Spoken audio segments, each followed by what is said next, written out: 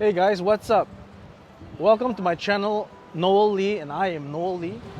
If this is the first time you are chancing by my channel, welcome. I vlog about my experiences, my critical thinking, and I recount my life. Why am I talking about China? I think it's a very interesting and sometimes sensitive topic. But why should it be sensitive, right? It's a topic like anything else. If I'm not actually in China right now, you can rest assured to you that I would have a very different thinking. And some of you might say it's brainwashed, but some of you might be better than that. Let me give you an example. I didn't have the chance to actually go overseas to study university like some of my friends did. When they went overseas, there were obviously things that they experienced in those countries that were different from Singapore. Agree? Or no? So if you think that what I said is, somewhat true, that in different countries they would have experienced different things, then it is true for me in China. The fact that I am in China, I am able to know China from my own eyes and ears versus reading up what is written about China or hearing what is reported about China that might not always be 100% factual. Would you agree? We're all different, right? We all have different experiences in our lives, so we have different analytical abilities. Let's put it this way.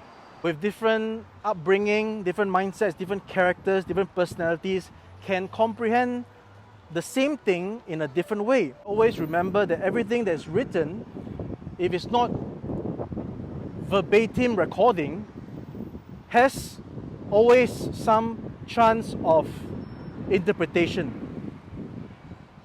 Less, I call it discrepancy. The fact is that things move very fast in China. I mean, you have to admit it.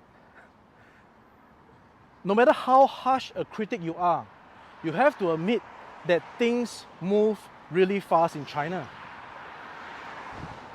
And if they're moving in a way or a direction that is wrong, then sure, bring out your high morals and start saying stuff, but they're moving in a direction which is only the envy of everybody in the world, at least in my opinion.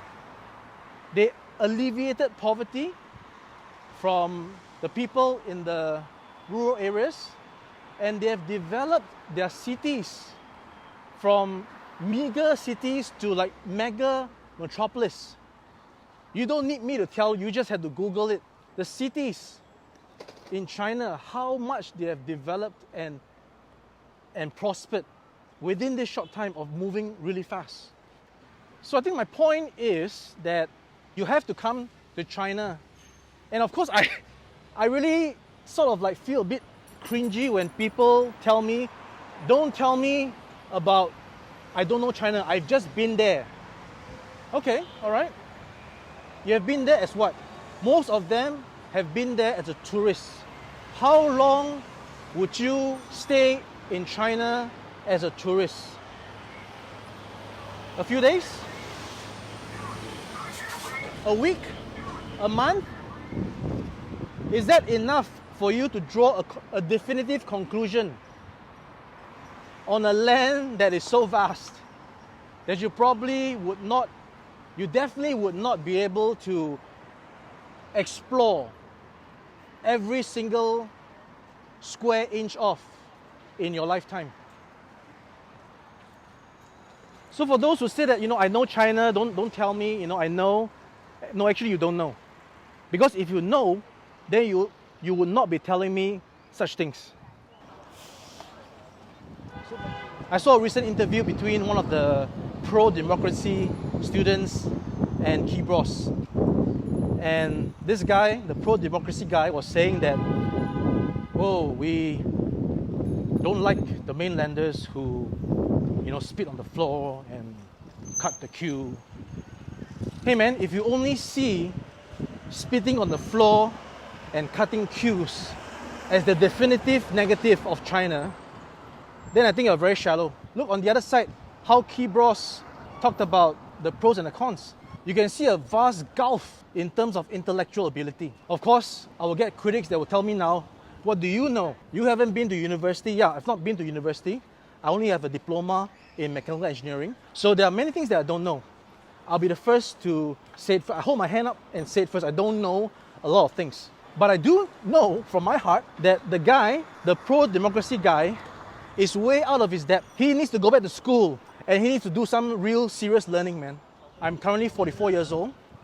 And if all my 44 years in my life were spent in Singapore, I would guarantee that I'll be a pretty much different person in terms of my thought process than I am now.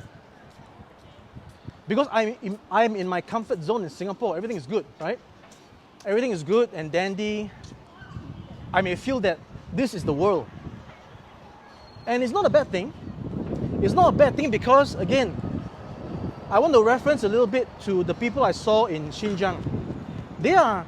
Most probably they won't be able to travel all over the place, I think. Most likely most of them will spend all their life in Xinjiang or maybe get to travel around China. But that'll be it. The chance of most people actually going outside to experience the rest of the world is pretty slim, in my opinion. But they're good, right? I think they're good. So the same can be said about Singapore. If I, as a Singaporean, do not go all around and just stay in my little comfort zone, I'm good. But the difference is this. They do not poke their noses into other countries' affairs.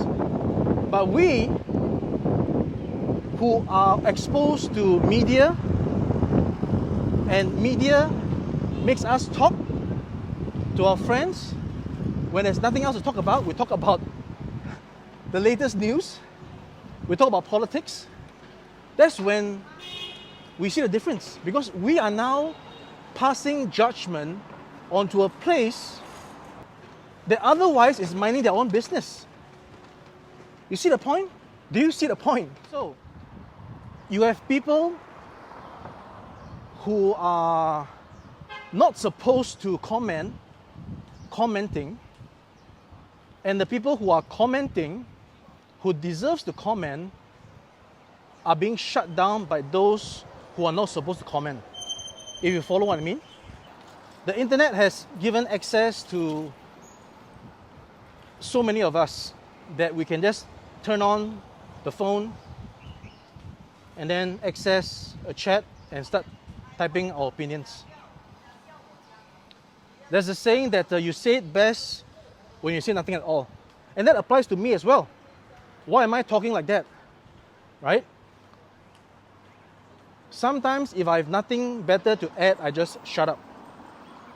That's the best thing. So if and only if there are more people who can also appreciate that if there's nothing else better to say, just don't say it. Otherwise, you're just creating more and more and more without adding to the solution. Let's put it this way. What I'm saying here, what everybody is saying on their own little keyboards, is not going to affect the continuation of time. The people who can affect it are doing it. And there are some people who don't like the way things are done, and they are doing things just to make the people who are doing it having a hard time. Which brings me to another Chinese proverb that I saw. It's a bit exaggerated, but the point is there. There is an old Chinese Kung Fu master standing at the edge of a basket, an empty basket, and he's leveling up. So the proverb is, for those who say it cannot be done, do not disturb the people who are doing it. If you like my videos and wish to support me, you can do so via WeChat or PayPal. The link is in the description below. Once again, if you're not yet subscribed, please consider to subscribe to the channel. By subscribing, and increasing our subscribers count can our channel grow and the content reach out to more and more people. If you think that this is the content that more and more people should be accessing to. So on that note, guys, thank you for watching, and I'll see you guys in the next video.